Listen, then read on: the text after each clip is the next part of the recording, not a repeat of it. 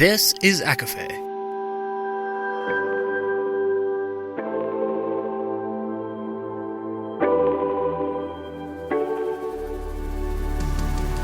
Laura Marie and Jessica Marie proudly present A Court of Fandoms and Exploration, a podcast.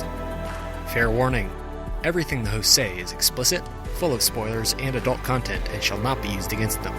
They have opinions. Let's try not to drag anyone for expressing themselves and just have fun for an hour.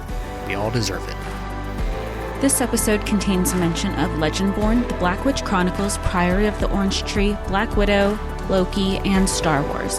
There is also conversation surrounding incest, misogyny, and child predators.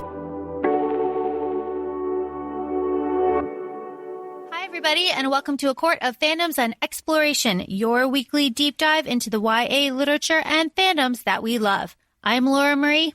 And I'm Jessica Marie. And today we are discussing Dune, the 1965 epic sci-fi book that is widely considered the best. It was good. I'm saying this with a caveat. This book made me feel stupid. However, I feel like it's important to note because this was, unless you're considering Ice Planet Barbarians, this is my first sci-fi book. And it was, I know editor Sam has said, wow, you just keep giving her these things, jump right in, feet first, no questions. And there was no build up to it. And I will say, I'm not a Star Trek girl. I'm not a Star Wars girl. I only recently saw Rise of Skywalker in 2019 when it came out. And Laura, because of her love for Adam Driver, she goes, okay, and we're watching these other two. That is literally my familiarity with Star Wars. And I watched each one of those once. I just watched them once. So that's my familiarity with sci-fi. So it was really, and I actually did listen to Laura this time and spacing out how I read this and not feel rushed. And so I was able to take this in. And I'm saying all this at the top of the episode because I think it's important to note that it is good to challenge yourself outside of your genres and to want to learn more and to do something different, and that not everything is going to be easy when it comes to reading. So if you are looking for something that's like kind of lighter in your reads, go for it, and to each their own. But if you're also at the same time want to challenge yourself and do something different, especially since this movie is coming out, go for that too. And that's kind of where we kind of broke this down. And Laura, this is not a first time read with everything for me. Of course, this is a first time read for me, but this is a comfort read for you. You're obviously going to be leading through this. And I'm excited to see where the conversation goes. Yeah, so I knew that this would be kind of difficult for Jessica. So I am incredibly gratified and happy that you took my advice and spread it out the way that you did. I also recommended to Jessica that she listen to the audio so that we could, please all the fanboys as well as we could with the correct pronunciations of everything. But also, the audio experience of this book is absolutely phenomenal. It's on this next level. And like Jessie said, it's a comfort read. It is a comfort listen for me because I get into this zone and it puts me in this kind of meditative state, and it's just fantastic. And we can talk a little bit more about that. But I also recommended to you that you watch the 3-minute trailer for the new movie that's coming out to give you some kind of context and visuals. And how do you think that helped you? Yeah, it definitely helped me.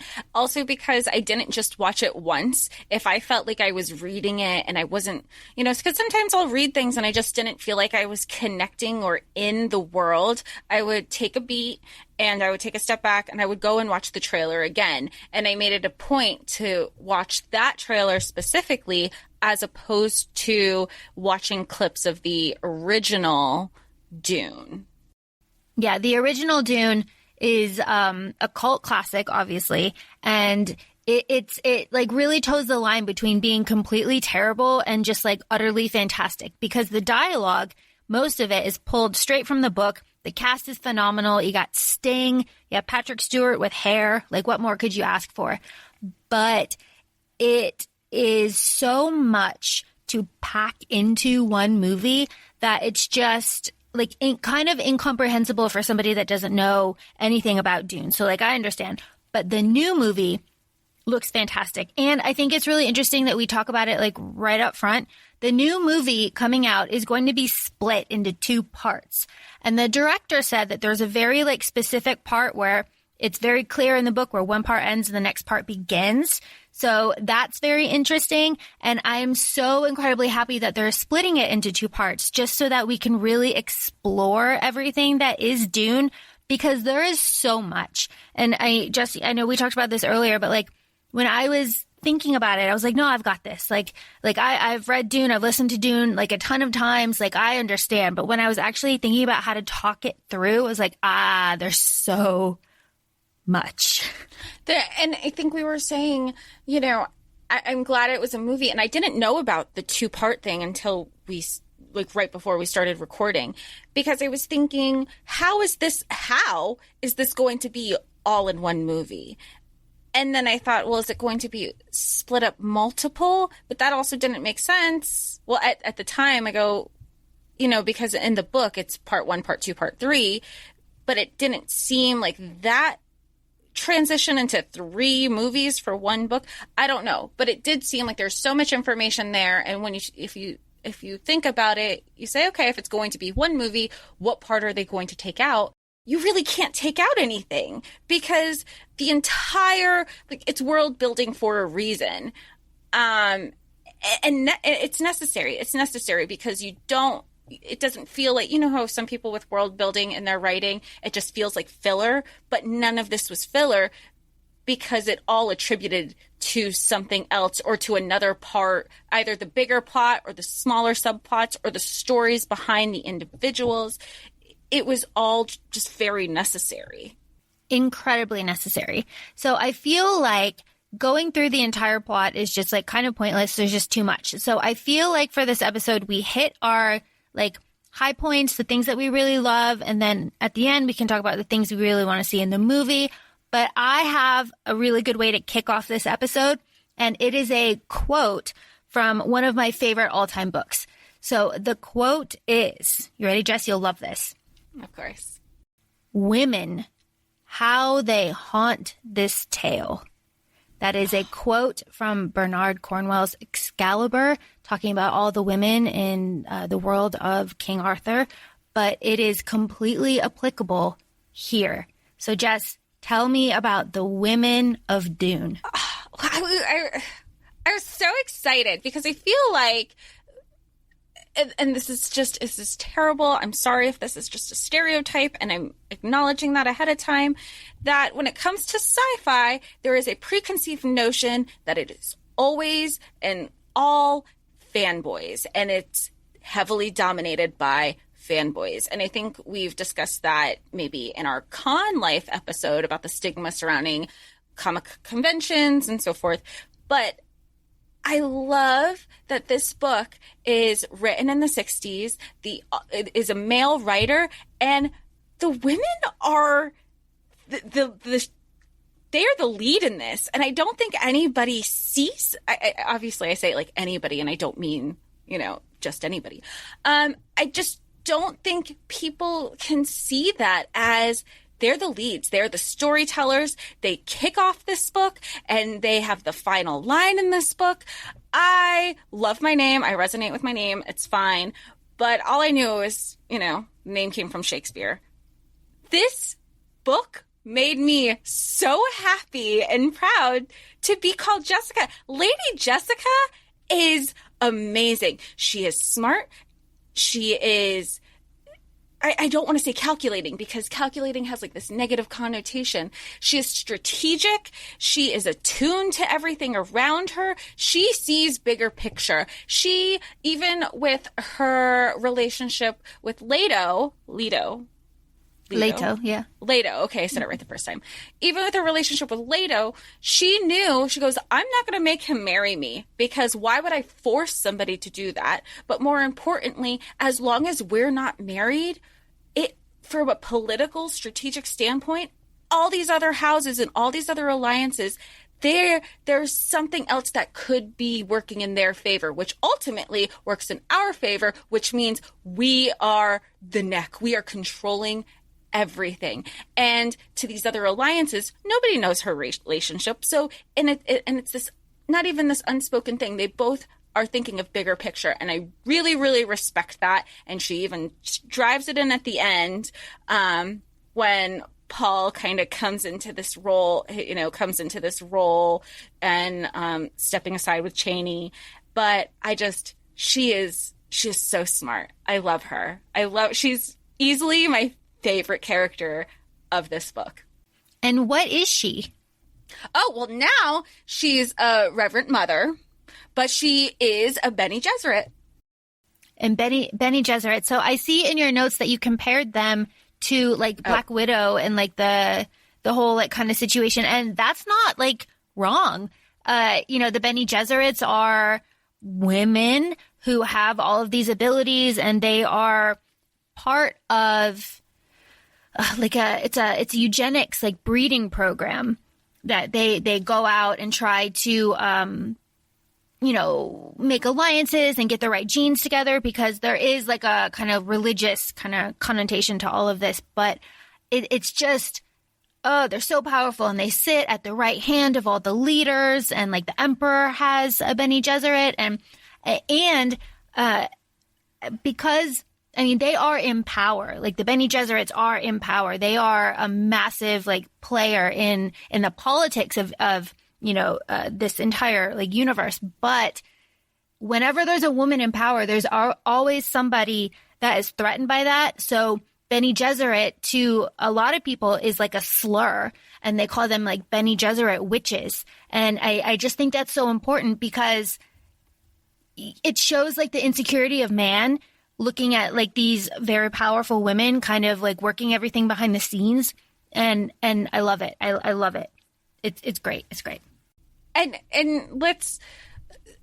part of the Bene Gesserits is when they are reproducing. I guess they're expected to have a female heir. And this case with Lady Jessica, she loves Leto so much. She has, and that was just me being really overthinking the sci-fi of it all. I go, but you can't choose your sex. Like, the sex just happens. But this is sci-fi, so I had to stop questioning things. And so Leto wants a son. Jessica gives him a son. And we have Paul. And this alone shakes the world, because Bene Gesserits they're only supposed to have daughters. Right. And Bene Gesserits have lots of powers. They go through lots of training. So one of the powers that they have is they can control their fertility, which is kind of how that goes. Oh. They can detect all of the elements in like food and all of the elements in like liquid and water. And that's how we are able to understand why like Reverend Mothers can change the water of life into the hallucinogenic drug, like all of that. They change the molecules. They can control every muscle and like fiber of their being, and they have awareness of all of themselves. And then they have the voice, which is the like influencing pitches and tones of voice so that they can control people. And I'm missing a few, but they have some other ones too.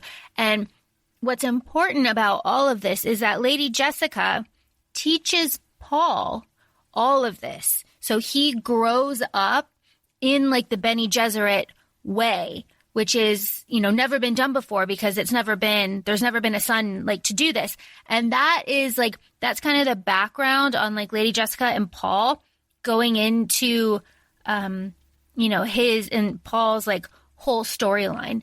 But I love the world of Dune, because it is like so politic heavy, and the men are in the politics and everything, but the women are controlling everything kind of behind the scenes, and it's just fantastic. Is it that you know, with the slurs and everything and maybe different fan communities, is it the same? Oh my gosh, women, you know, how we're saying like women are behind the scenes and God forbid a woman in power. I mean, look at all the negative criticisms that came with Black Widow. I know you haven't watched it yet, but we had individual discussions that were spoiler free that felt like if you retold the story without women casted it and males were in the role, people would have loved it. Yeah. And I mean, the people who love it now, I mean, I'm not saying people don't love it now, but the criticism that it's receiving is really based because, call it what it is, you're being misogynistic and you don't appreciate or respect a woman in power. That makes sense to me. I hope it makes sense to others. I mean, like, that makes total sense to me. And I love that in this 1965 sci-fi novel, we are able to have discussions like this because because this is me, Laura Marie on Reddit, people on Reddit are not having these conversations. They're having conversations about, is Paul a white savior? Is this, fantasy? Is this sci-fi? Is this about the dangers of terraforming? People on Reddit are going that angle, but like you and I immediately recognize like the feminism, like the women of this. And I feel like I'm sure other people somewhere have had this conversation, but like we have this like new, fresh perspective.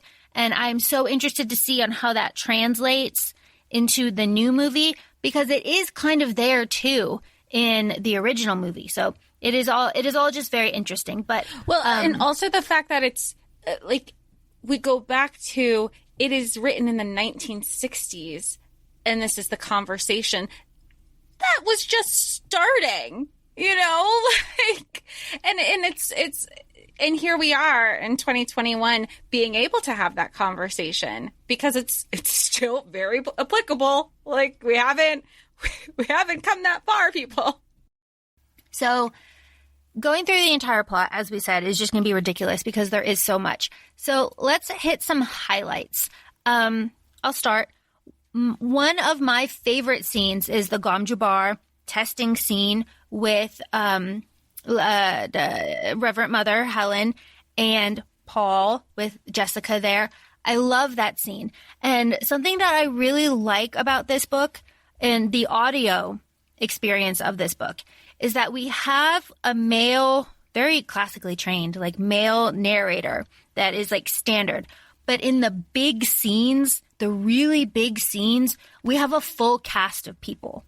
And there's music and there's tension and it's just so incredibly wonderful. So in the testing with the Reverend Mother and the Gamjabar, there is a full cast. There's Paul, there's the Reverend Mother, there's Jessica, and they're all interacting. They all have their own voices, and there is music there that builds up tension.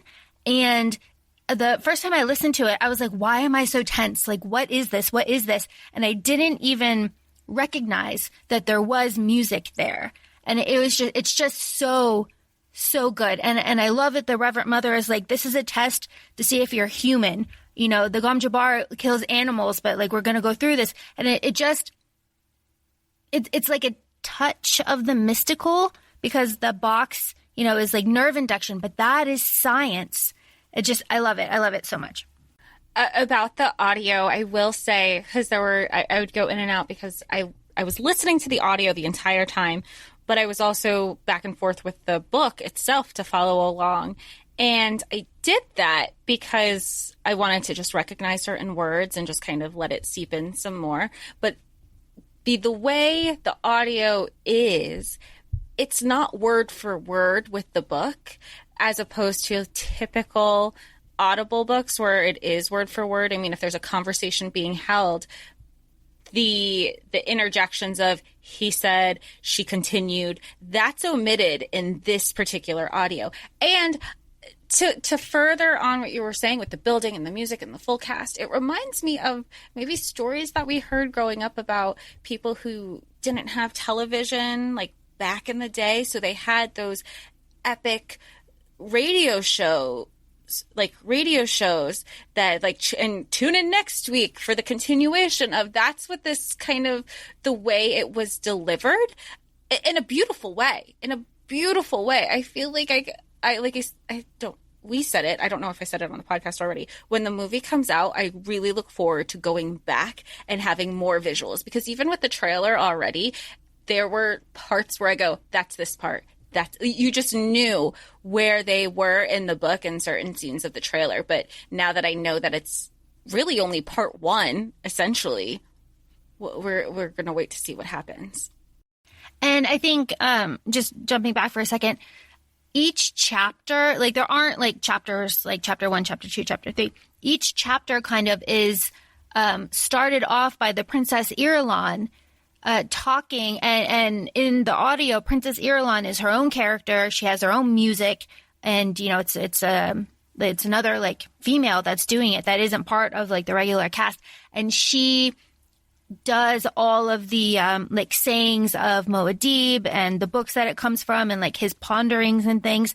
So I love that is kind of, so like we don't even realize who she is really until the very end of this book, and then knowing that she was kind of like the omnipresent narrator through this whole thing is just fantastic. And again, just like another woman like coming in and just laying the groundwork for everything, and her breaking everything up into chapters and kind of helped me the first time I read this through. I was like, okay, this is a chapter. This is, you know, the break, like, okay. Because her voice is very distinct, like her music is very specific, and it's just another example of this audio experience is above and beyond other audio experiences. I mean, I can go on, but it absolutely is. I have nothing to add to it, but yes. So I talked about the Gom Jabbar and the testing being something that really stood out to me. What's something that really stood out to you? I'm trying to think of like something specific. I like, well, the quote that I'm immediately thinking of, and I think it probably was one of my favorite, if not my favorite quote in this book, is, "You must teach me someday how you do that," he said. "The way you thrust your worries aside and turn to practical matters. It must be a Bene Gesserit thing." And the person who said that, he said it in such disdain and dismissiveness, and Lady Jessica immediately says, "No, it's a female thing." And I think that just sets the precedence for every female in this book and in life, that when push comes to shove, we can put our shit aside and we know what needs to get done. And I think that is also an overarching theme in this book, you know, and it's said right at the beginning. And I think that's really like one of my favorite moments, because it also elevates Lady Jessica into this role if you haven't put her there already. Something else about Lady Jessica that I really like, and a scene that I really like that isn't really talked about much, and I didn't see it in anything that I read, is so the Atreides are coming to Arrakis, called Dune, to take over for the Harkonnens in a like big overarching plot from the Emperor, right? It's all politics. And the Atreides and the Harkonnens are like mortal, deadly enemies. They hate each other. They want to murder each other. When Lady Jessica gets to Arrakeen, the city, and she's in the palace, she finds like a locked door. And behind that door is this beautiful like greenhouse of plants and water, which is important because Dune is a desert planet. There is no water. There is no rain. Everyone is in still suits to filter and like reclaim their own like body's water. It's even when she cried that when she found out Leto died, it was just one tear. She was just like, well, that was a waste of moisture. Yeah. Or when somebody bleeds, they're like, this is a waste of fluids. We don't have any. Why are we being so frivolous with how we're yeah. So the fact that in the palace there is this greenhouse room is just kind of, I think it speaks to like the excess of the Harkonnens and like how they they have this, and Lady Jessica says like later on to the Fremen, like, no, we will hold that in trust for you, because one of the other like overarching plots of this is like the dream, like people being motivated by a dream and a prophecy, and like the religion. We'll get into that, but to terraform Dune to make it like hospitable for everybody. So the part that I really like about this is that Jessica goes in there and she kind of sees something in the greenhouse that doesn't quite make sense, and she starts to feel around on the leaves because she realizes that the other Bene Gesserit that was there with the Harkonnens, who was a Bene Gesserit in disguise, left her a warning. And I love that. It's like this sisterhood is taking care of each other. So she gets this warning, and she's like, oh, there's like a trap here, and like Mapes is this whole thing. But it's this really like subtle scene where she's in this room surrounded by like the excess of water, and she gets this message, and it's just it's really lovely. It's really lovely. Well, and then about that, I mean, part of the book, not even part of the book. Part one of the book is they find out that there's this plan, right? What am I trying to say? Hold on. It's so complicated. Basically, they find out that they're trying to kill the Atreides, the Harkonnens, but the Atreides find out and have to act like they don't know. So it's like, oh, we know, maybe we can beat the system. That's basically how they're looking at this situation. So you can't beat me if I already know. You don't know that I know that whole dialogue. So eventually, Leto dies. He's killed, which shocked.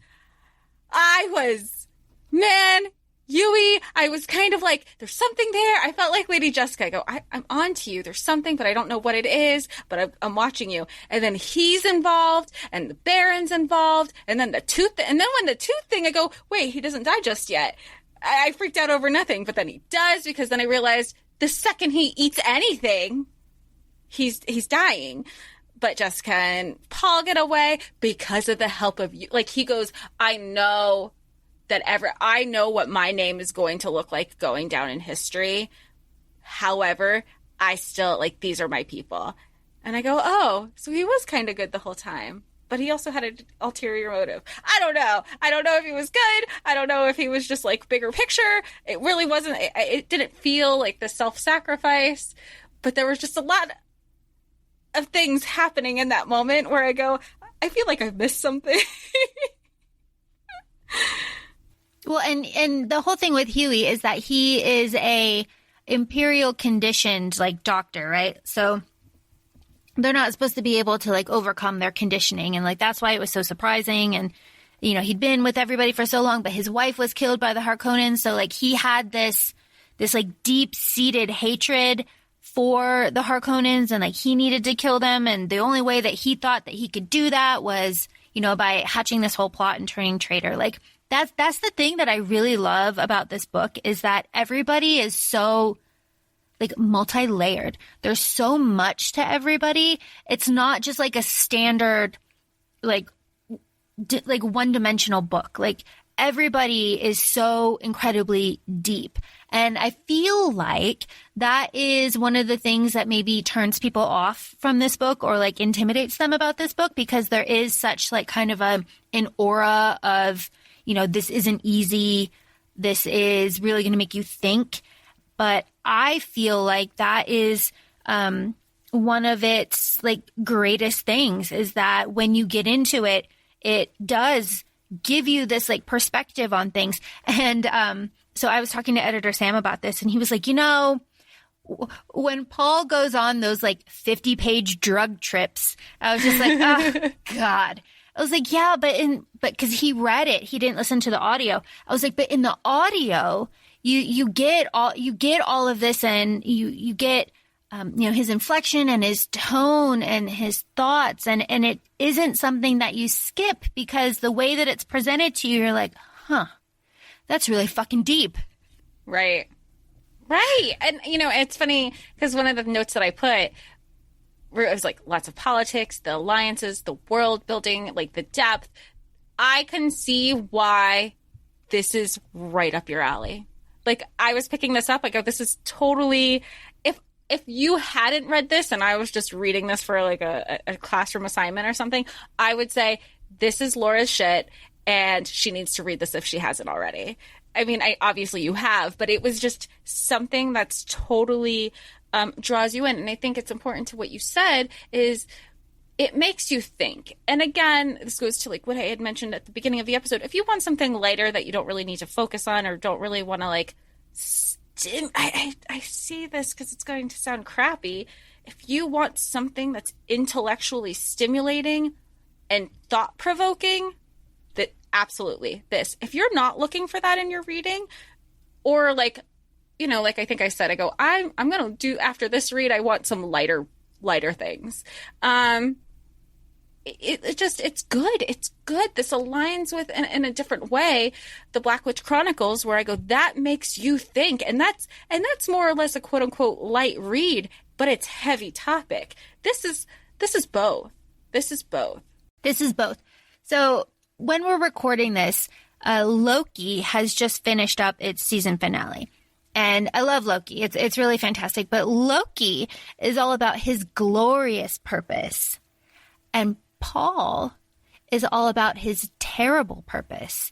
And that is the only thing that I could keep thinking. I was like, did they pull it from here? Like, but no, because like the comics, but also they talk about the time nexus in this book. And I go, what up, TVA? Like, I just felt like, is this, that TikTok where the TVA just makes an appearance in whatever you're doing? That's what I felt like in this moment. I go, the TVA just showed up. It's like, oh no, they're going to get me. Yeah.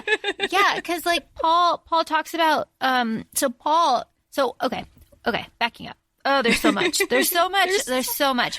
So one of the things that they talk about on Reddit is that this is like a coming of age story for Paul, because Paul starts out, 15, and then he ends when he's like 18, and he's like growing up and like coming into his own and realizing like who he is, what he represents, and everything. And he goes on this like deeply spiritual kind of journey. But he's also like a superhuman in a way. Like, he's the product of eugenics. He has all of these capabilities. And when he is in the desert and he's exposed to all of that spice, his abilities are like magnified, right? Mm-hmm. So Paul and his terrible purpose is just so fantastic, because it goes back to the Bene Gesserits, and I have it, the Missionera Protectiva, which is just so fantastic. So, do you remember this? The Missionera Protectiva? I remember the word, but I remember basically that he was part of the prophecy of that other word that I can't pronounce that began with an H, HZ. Cusack Haderach? Yes, because he was this male prophecy coming from the Bene Gesserit woman, and now has all this power because he keeps, getting high on spice. And, initially, I don't know why, I had to differentiate. I go, is spice like a spice cabinet, or spice another word for magic? Like, I'm thinking of Legendary when they just called magic root. So, but then I realized, no, spice is an actual object, because the only place that you could find spice is Arrakis. And Laura, I was saying, I go, if you think about it from a political standpoint, it's everybody needs it, everybody wants it, and everybody's fighting over it. It's a comparison to oil. Right. And I have read some things that said CHOAM, the CHOAM company, is basically like OPEC. So they are, so that's the like comparison there. So they are the controllers of like who gets what amount of spice when, and spice, the spice must flow. That is the whole thing about this book. Like, the spice must flow, And the only place that you can get spice is Arrakis, and it can't be replicated. And, you know, the guild, the Space Guild, is addicted to spice. That's how they're able to bend space and do transport. And, you know, spice gives you, you know, abilities, and it gives you long, like, life, and it does all these things.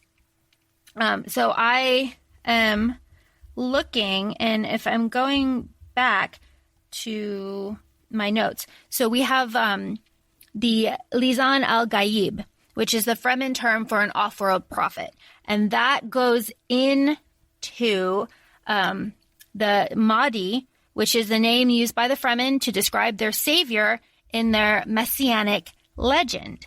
And the messianic legend was put there by the Missionera Protectiva, which is the Bene Gesserits. And I have here, Lady Jessica noted that the Mahdi legend's presence on Arrakis was an indication of just how awful the conditions on Arrakis were, since it was reserved only for those cultures where a Bene Gesserit would need absolute control over the population. So, I know, there's so much. So, the Bene Gesserits have agents out there that go to worlds and implant in the local cultures a prophecy that when another Bene Gesserit comes and they hear certain words, it, like, you know, makes the connections to them, and then they are able to manipulate that culture and that religion and that prophecy to best serve, like, their needs and, like, the situation. And it just so happens that everything aligned, that Paul fits this. Yeah, Paul fits this prophecy perfectly. Perfectly. And let's see, I'm going back to my notes. I have such notes. So Paul, I think this is just like the barest description of Paul. Paul turns out to be the product of a eugenics program that imbues him with immense precognitive abilities that allow him to bend the galaxy to its will. So, and then with the spice, that is amplified, and he becomes like psychic, and he can see the past and the present and the future. And he even starts confusing it because with seeing new people, he goes, I know that person, but he wouldn't. And then he would go to his mother. He goes, is that person supposed to be familiar to me? And that's when he started making the connections of, I feel like that's also when he started making connections of this psychic ability of him thinking, oh, that's why I know that person, you know, especially if it was from the future. And that's when he was like, oh, wait, if he's from the future, that means this is going to happen. But he's, you know, all this is lining up, and he has like this cult following by this point. And not just a cult following, but one of the moments, it's one of my favorite moments, but it's towards the end when Paul is with Stilgar, and, you know, Stilgar starts to obey everything he says, like, instantly. And he looks at Paul with, like, awe.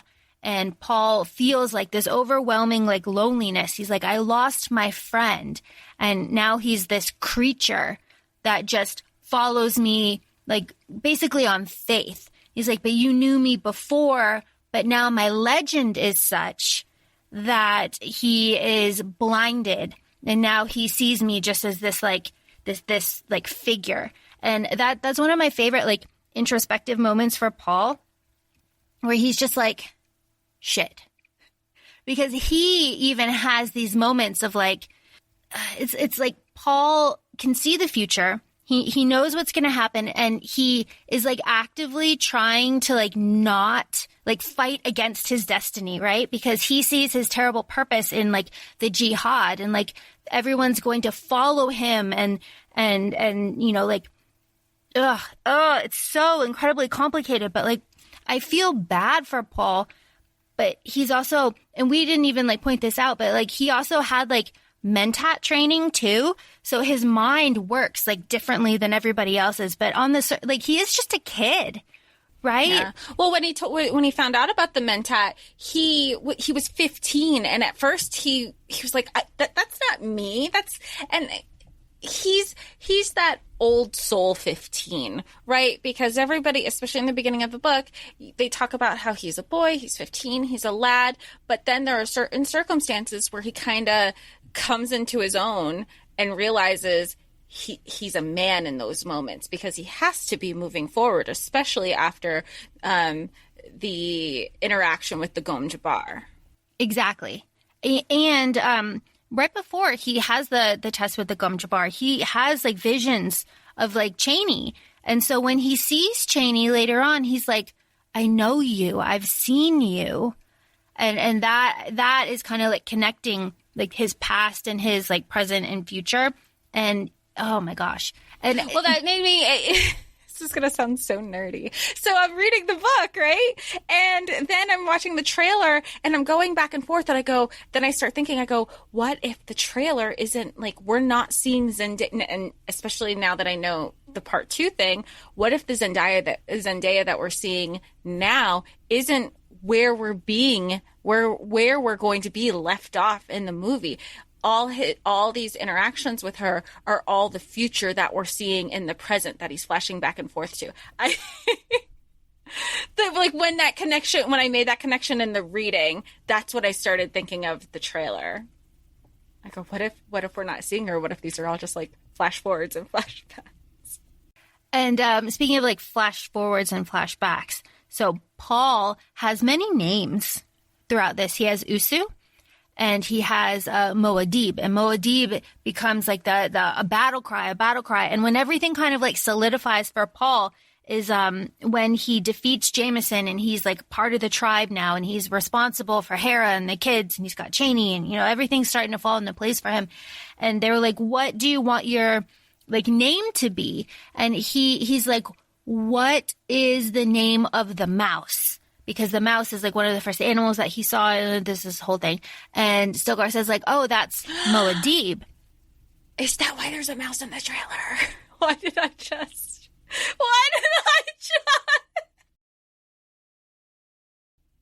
Oh, I'm such a... No. It's difficult. This is a difficult book, but like, so... Even talking through it, I know I'll be able to go back and be like... it reminds me of how Priory is, where you go through it and then you make the connections again, and then you can go back through it, and then you go, that's happening. I don't know. I like it though, not in a bad way. Like this like gets me even more hyped. So actually, one of my favorite like throwaway lines that isn't talked about at all is when Jessica is undergoing her transition to what is she? She's a Reverend Mother. Oh, yeah. Yeah, and so she takes the water of life, and she has to filter out the poison by using her Bene Gesserit capabilities. And she's talking in her mind to the old Reverend Mother, and they're having this like conversation, and like she's pregnant at the time, and like they say like your baby is going to be different. She might go insane. She's going to have all these things. But then it's one line. The old Reverend Mother says, let them have their orgy. They have little enough joy.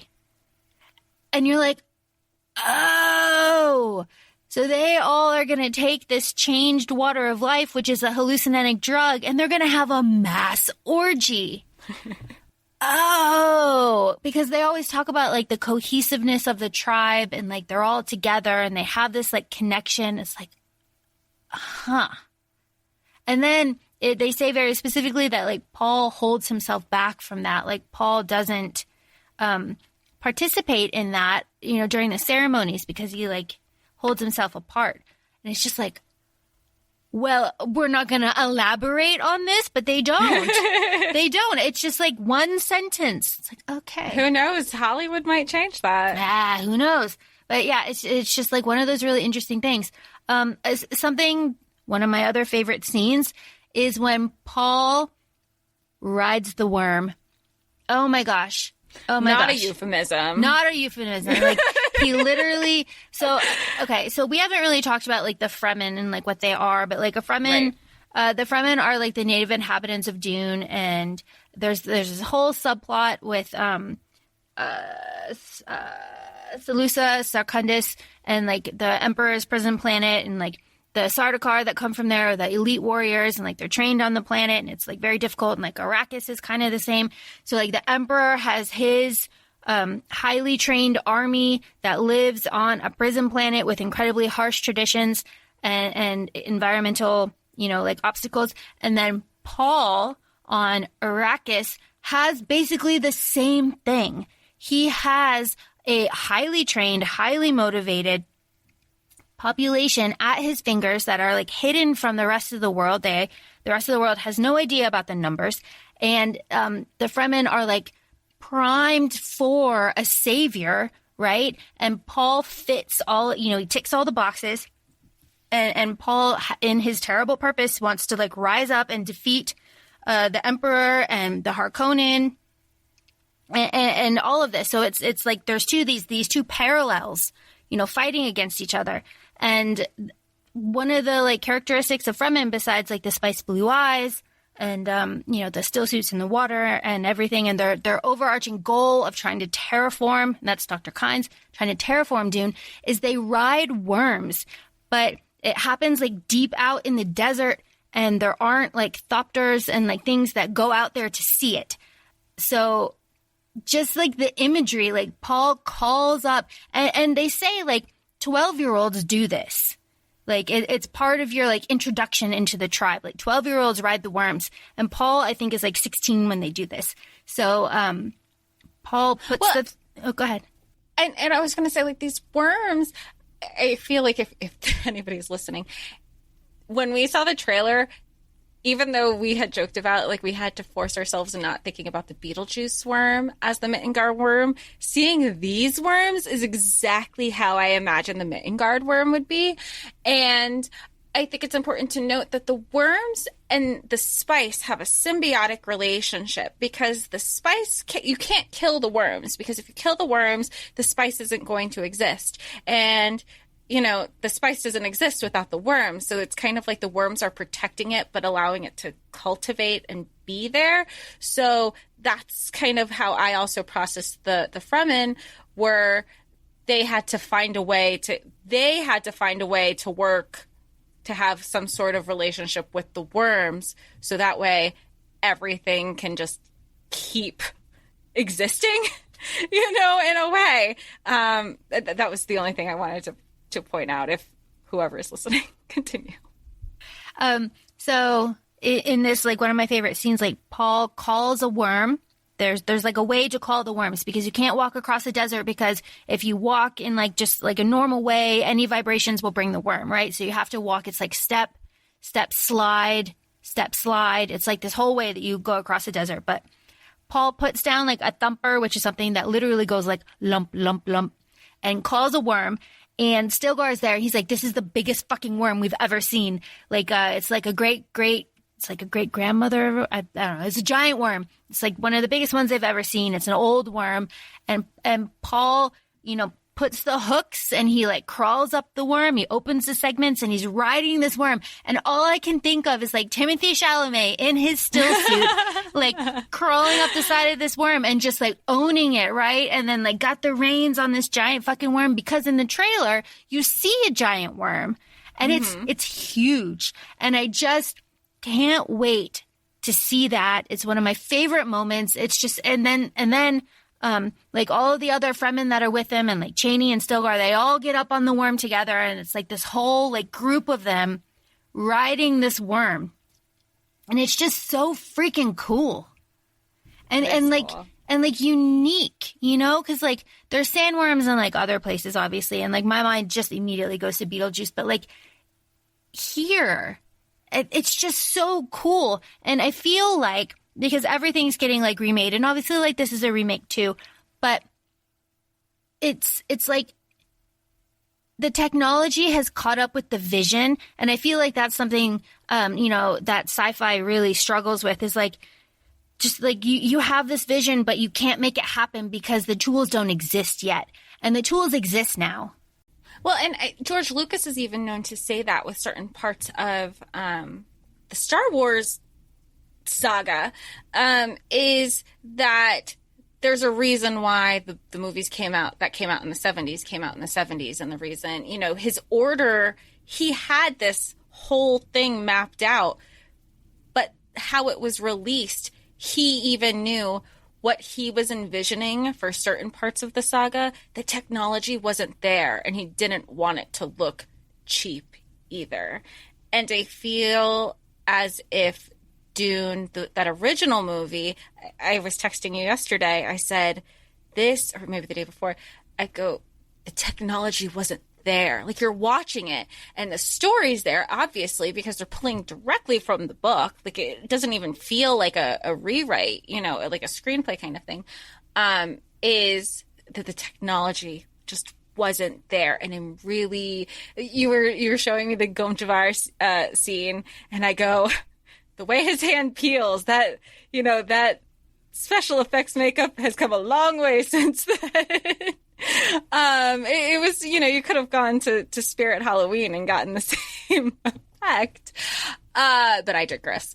But I really appreciate that, because where we are with special effects and CGI and visual effects, that I feel that this Dune, the movie that will be coming out, might give the book the justice it needs, especially when we're in a world of, you know, how many different parts of Star Wars exist aside from the movies. Then you have, you know, the Clone Wars and the Bad Batch, and you have all these other, you know, side stories going on in the similar universe. The same is going to be happening with Dune, which you even looked into and found out that there's going to be a Bene Gesserit TV series. So that's even to build on top of this movie. And I'm that, you know, sign me right up. Yeah, it's just so incredibly exciting. It's so incredibly exciting. Okay, I'm trying to think, like, I'm just trying to think, like, there's no way to go through the plot, but I think another one of my, like, favorite moments, if we're just talking about highlights, is the very end. Like, the last maybe, like, 50 pages or so with, like, the, you know, the battle, and you have like Gurney, you know, Gurney is reunited with Paul, and then we have, what's his name? Thufir. You've got Thufir. Thufir is back, you know, the Mentat, like, he's reunited with Paul at the very end when they all come back into Arakeen with the Emperor, and you have this like one-on-one battle with Thade Ralpha, who we haven't really even talked about, the Baron, but we should. And so one of my favorite scenes is, like, that whole situation where Paul is just like, you know, you're my bitch, you're my bitch, you're my bitch. You know, I own all of you. You know, I will destroy the spice. And something that I really, really loved in the book is that the two representatives of the Space Guild is there. And the Space Guild is, like, this whole other, like, subplot. But it is revealed to everybody in that scene that one of the Space Guilders has lost their, like, colored contact, and he has his hand over his eye, and he gets like distracted, and he puts his hand down, and his eye is the blue of the spice, because the spice is what fuels space travel. It's what allows the Space Guild to fold space and, like, have all of this transportation. So, like, that is that is this whole. It's this whole freaking thing, man. And I love that. And I also love that, like, there we have Princess Irulan, and, like, she's there. I love that. And even before what's that scene? I mean, it's in the last 50 pages because it's towards the end. And maybe it is like, you're my bitch, where the one Bene Gesserit who is I don't know which one, but she's trying to say something to Paul, and Paul silences her, and she, like, the dramatics in the her falling into the crowd. I don't know. I love that scene, but it's taking ownership of who he's grown into up until this point. And so, you know, another really great scene is we haven't even talked about his sister, Aaliyah. You know, Aaliyah, she starts off as, like, 2, and everyone is scared of her. And then, you know, they realize that she's a Reverend Mother. And then I think she's, like, 4 by the time they meet the Emperor. And she kills the Baron. She kills the Baron with the Gom Jabbar. And I love that. And I love how the book describes her as like sitting on the dais next to the emperor, like kicking her feet. And the Reverend Mother is terrified of her, saying like, you need to die, like kill her, kill her. She's an abomination, over and over and over again, which is what the Reverend Mother said could happen when Jessica was changing the water of life when she was pregnant with Aaliyah. But Aaliyah kills the Baron. And just what do we feel about Baron Vladimir Harkonnen? I like the person who did his audio. I don't know, it was so calming. He was so good. And it really reminded me of Mufasa. I know that's something, it was just that calm voice. And Laura, you had also brought up that Stellan Skarsgård is going to be the Baron in this. I will say he's intimidating. I mean, he should be. He has all these feelers out. He has his own ulterior motive. Stellan Skarsgård is going to destroy this role. He's just going to eat it up. Oh my God. He's going to be just fantastic. Yeah, the Baron he's a scary villain, right? Like he is a child predator. He prefers boys, which is like, that's like not the thing. The thing is that he likes everyone young. And so he's a child predator. He is, there's incest here. He has relations with at least one of his nephews. He is monstrously fat. They say he can't support his own weight, so he has to use the suspensors, which float him, above the ground. He has a baby cherub face. He's always eating and drinking. He has an insatiable hunger. And he's smart. He plays the game. He knows what he's doing. And yeah, he's terrifying. And as you said, the voice in the audiobook is just I just cannot stop raving about the audiobook. It's so good. And the voice is so deep and it's fantastic. I think he's a great villain. And I love that Aaliyah's the one to murder him. And with the Gom Jabbar too, it's you're not a human, you're an animal. And you just put him down. And it's so good. It's so good. I love it. I love it so much. And I think we should mention that the Baron is Aaliyah and Paul's grandfather. Because of the Bene Gesserit eugenics program, they're all interbred. And all of the houses, and because of the eugenics program, all of the houses are basically interbred too. So Jessica is the daughter of the Baron. So that's Paul and Aaliyah's grandfather, and Duke Leto is the cousin of the Emperor. So it's all this very tangled web that's there. And that was one of the main points that the author made about the Star Wars comparison. He was he's got it too. He's Luke's father or whatever, but here their grandfather, and it's different, and mine came first, and it's this whole thing. Was there criticism? I mean, I guess this coincides with there has been criticism that Dune was probably copying, quote unquote, off of Star Wars, whereas Star Wars is cinematic. It didn't start off as a book. So how can, this is a perfect example. Not only did the book come first, that just because the Dune movie didn't come first doesn't mean that Star Wars, it's not a chicken or the egg thing. Dune, there is a publication date, which means it was established before it was published because he needed his rights to be copyrighted. Yeah, it's this whole thing. I know that he was very angry about the comparisons, and rightly so. You don't want this thing that you've been working on for 6 years prior to its first publication, I think in 1963. Damn. Something that I wanted to point out that I don't think anyone really talks about is that there are no computers really in this book because there's a whole backstory about another jihad.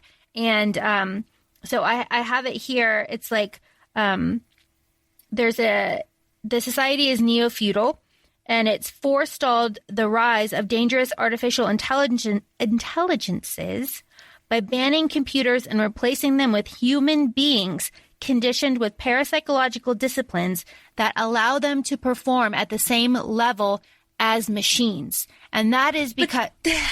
That makes sense because there's I can't think of it like right off the top of my head, but there are points in the book where there would be a person who is interacting with somebody else, and that individual stops to compute something to say, oh, this person is mourning, this needs to be, like, they're going through their quote unquote like mental catalog to elicit the correct, proper emotional response. I can't remember, but that happens throughout the book of how they have to, oh, this is the way the person's response is, this needs to be like a cause and effect. Like they are, the human is the computer. But that's also like why you say like your brain is the computer of your body. I remember I was told that growing up. You need to like strengthen your brain. That is your computer, especially when we grew up in that transition of going from not having that type of technology to all of a sudden it's at our fingertips. Right.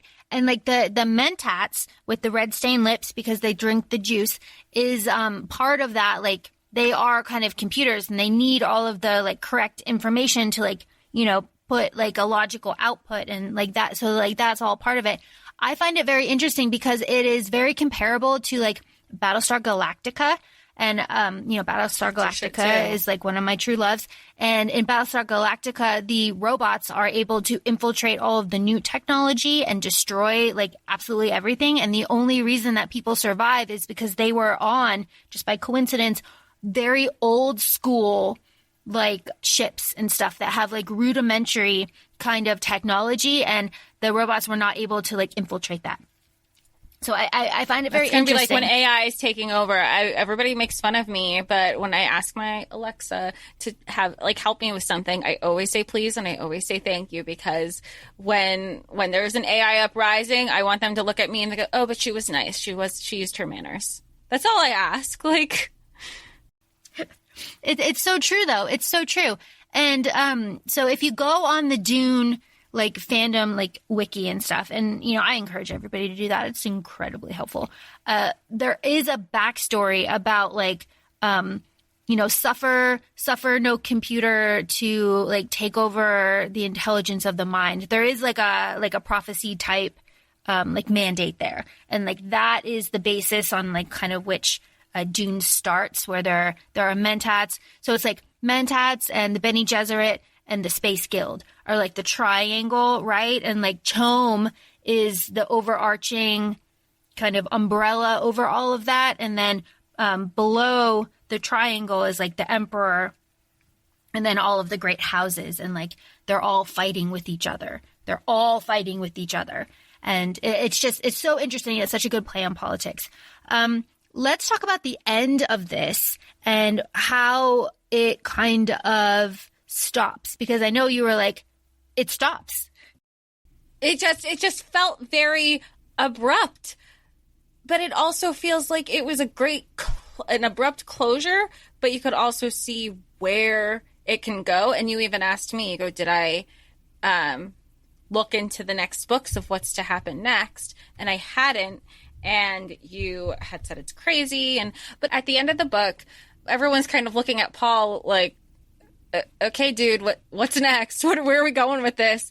And Lady Jessica's like, I want to go to Caladan, which I thought it was really nice because that is like something that she had always wanted to go to with Leto. And she goes, I need some mental space right now from all this shit we just went through.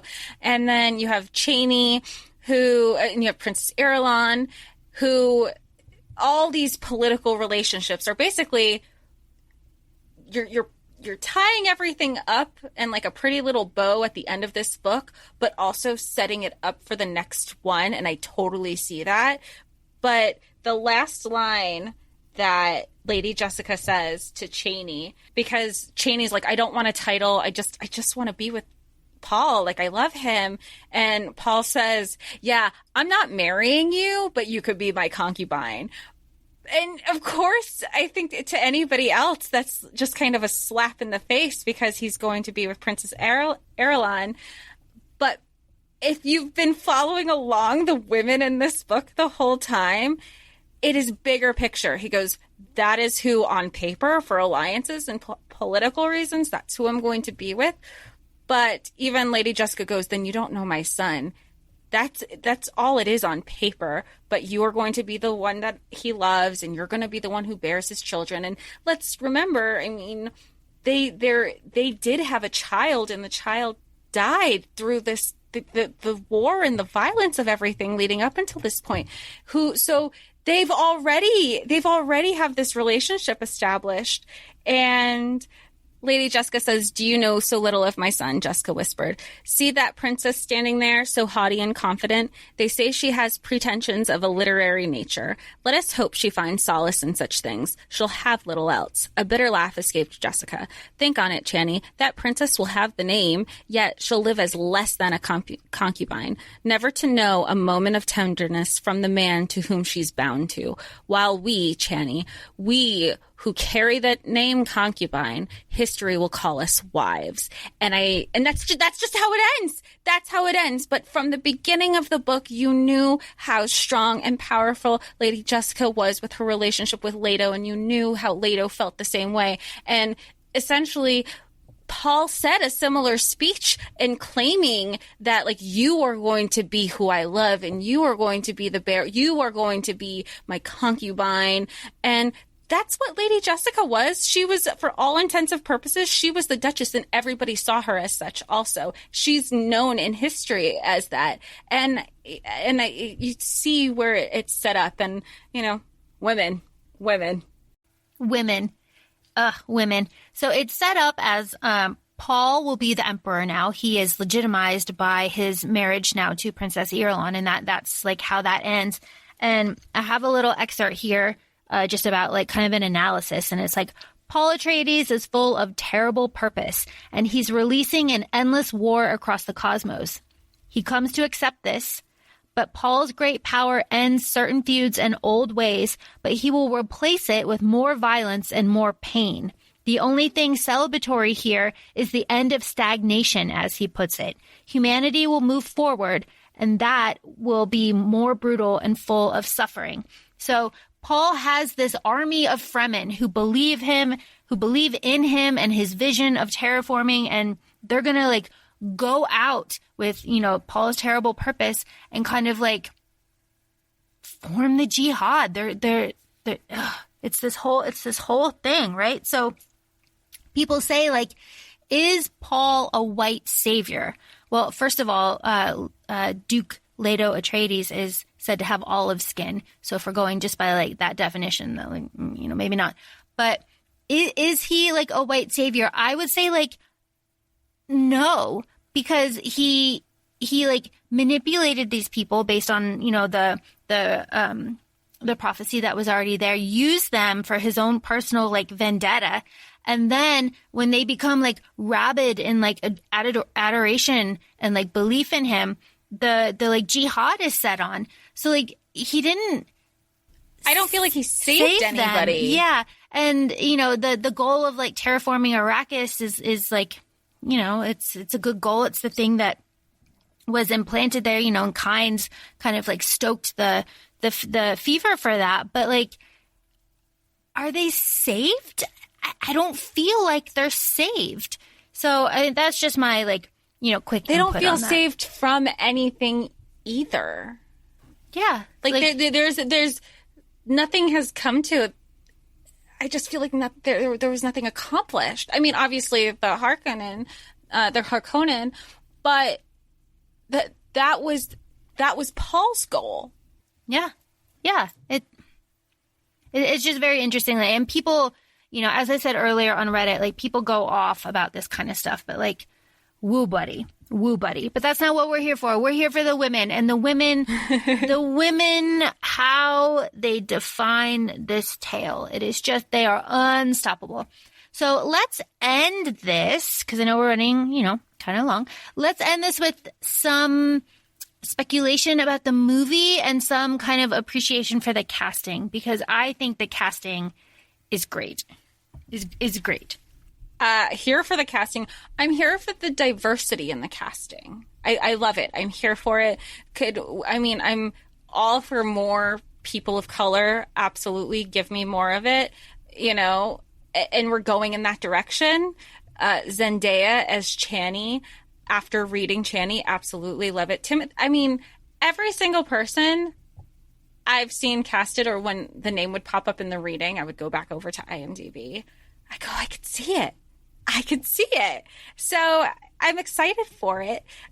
My speculation, and I told you this, Laura, because we were talking about like where it's going to split, and you're saying you don't know where it's going to split.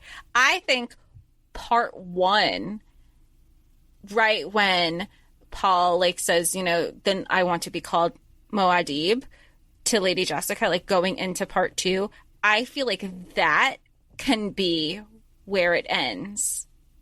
But I look to you. You're the pro. You're the one who knows, who is more familiar with this. I don't know. I really don't know. So I feel like just about where you are. I feel like it could end with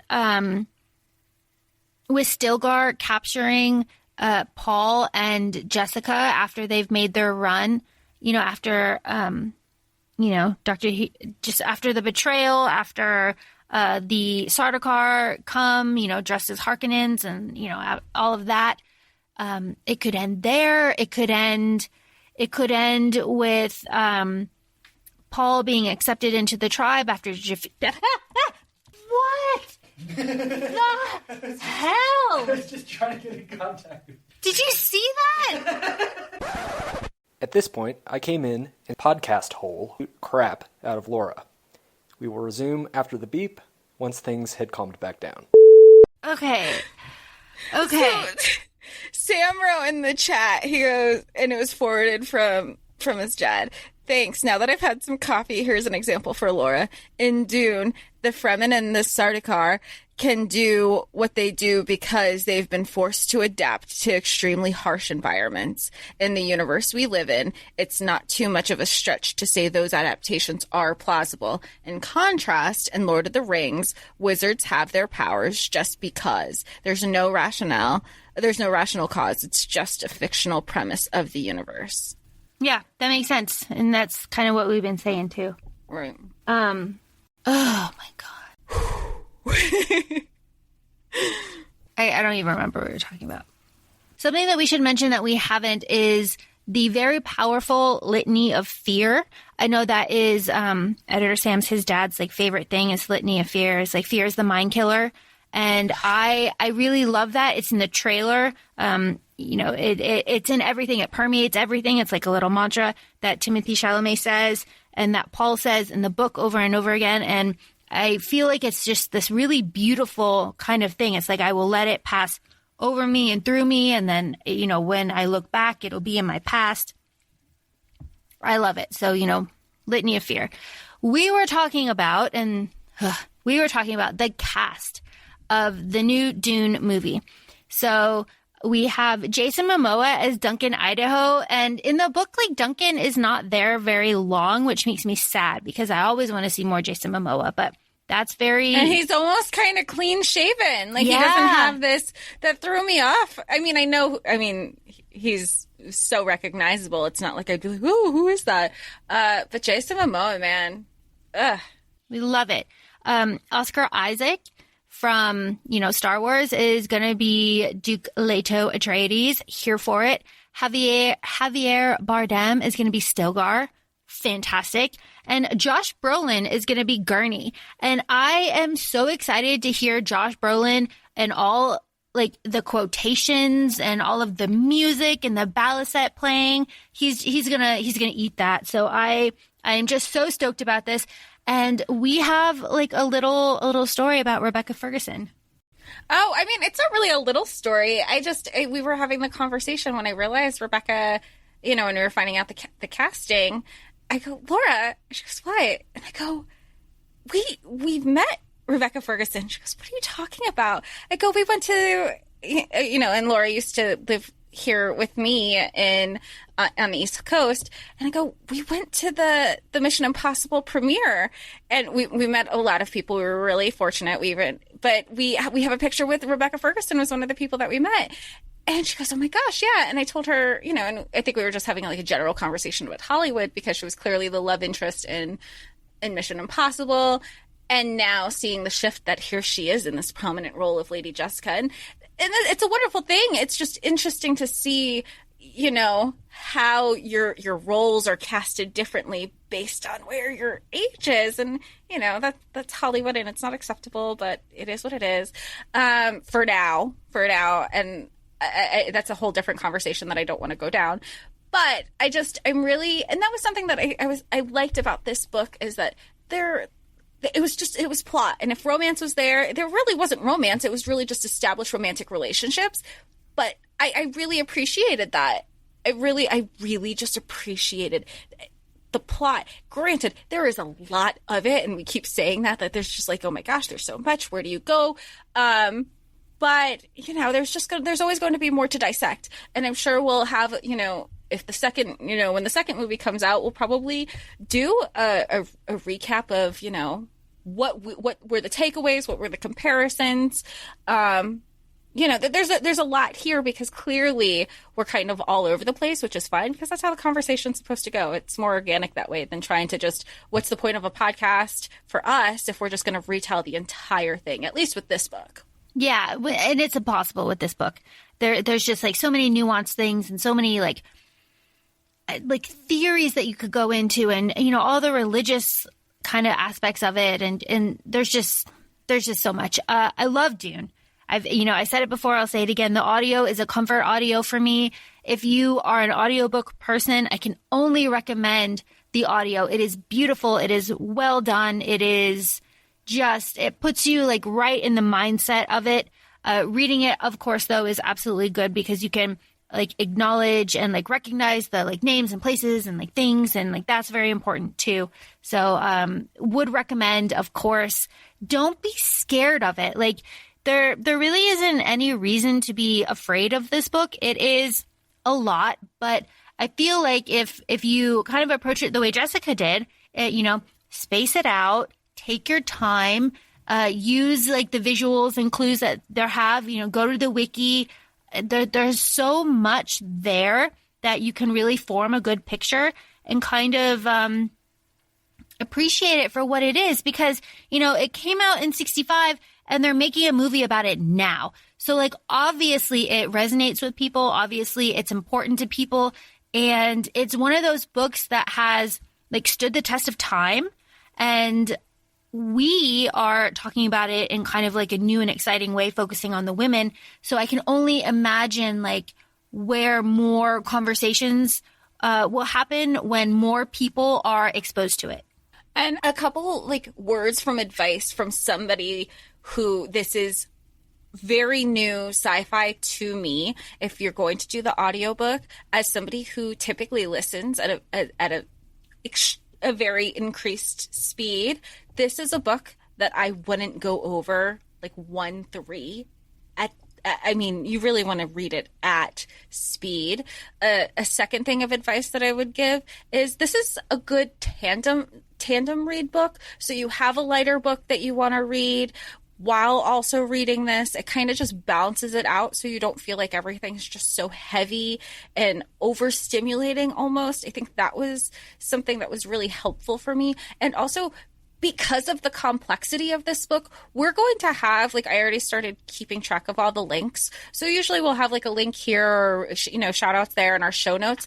This episode, we will have like a lot of things that we referenced. I mean, there was this really funny YouTube that I sent to you, Laura, that was like 2 minutes long, but it was the perfect, like, in a way, layman's terms to like simplify what this book is without really being spoiler heavy, because I really don't feel like you could watch all those synopsis videos and you could still read the book and say, what the F? Like, what just happened? So I think that's also really important, that you can watch all the Dune explained in 5 minutes or like Dune synopsis spoiler free. You're still not going to get what it really truly is about. Well said. Well said. Everyone listen to Jessica because she... No, don't listen to me. I have to listen to Laura.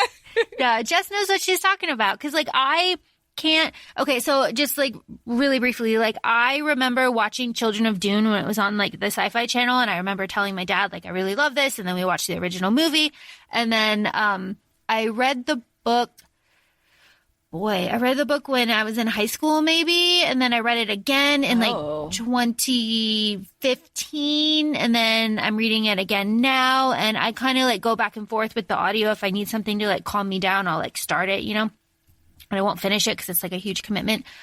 So I'm like very familiar with it and have been for a long time, but every single time I go back to it, something else really jumps out at me. So, you know, it's one of those books that you can reread and reread and reread and always get something out of, and always like kind of click something in your head that maybe you didn't realize before. So can only recommend.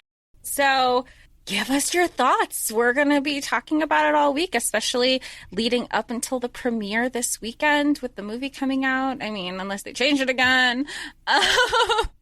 But feel free to follow us on Instagram, ACOFAE Podcast. You could also find us on TikTok, ACOFAE Laura and ACOFAE Jessica. And please feel free to give us a rating on Apple Podcast or whichever streaming service that you're listening that gives rating opportunities. We'd really appreciate it. Thanks, everybody. Thank you for listening. Bye.